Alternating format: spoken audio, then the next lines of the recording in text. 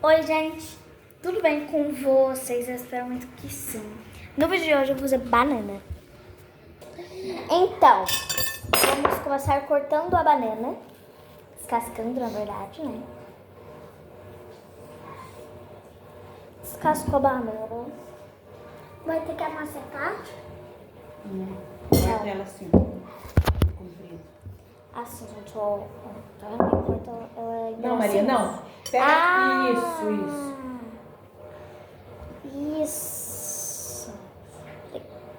No meio. Vai ter que cortar em 3 pedaços? Ó. Aí. Sim, entendeu? Um pouquinho. Agora joga o açúcar. Joga o açúcar. Não, Maria, a colher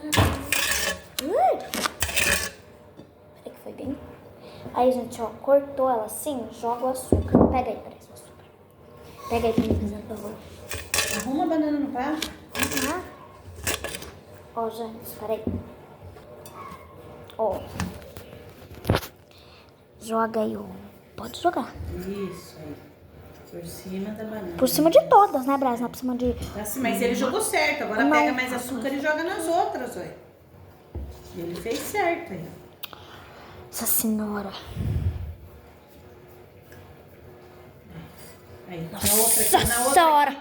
Aí, agora a canela. Agora a canela eu jogo. Vai, Brás, vai. Colher. Quer que eu... Nós tem bem pouquinho, né? Tem bastante isso. Mas eu gosto de Isso. canela, hein? Eu também gosto. Aí, Ou agora na outra. quando eu era pequena, eu gostava de canela. Tem que pegar a rádio. Pegou. Aí, tá bom.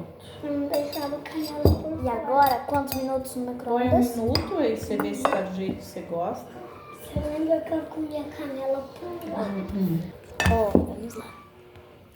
1 minuto no micro-ondas. Comia canela por... Olha. Ó, colocamos o prato aqui. Você tá gravando o micro-ondas, tá limpo? Fechamos. Agora por 1 minuto, né? 1 minuto e 11 segundos e... Foi. Agora nós vamos guardar. Ai, não precisa gravar, Maria. Olha, deixa eu ver. Maria, não precisa gravar. 20 minutos.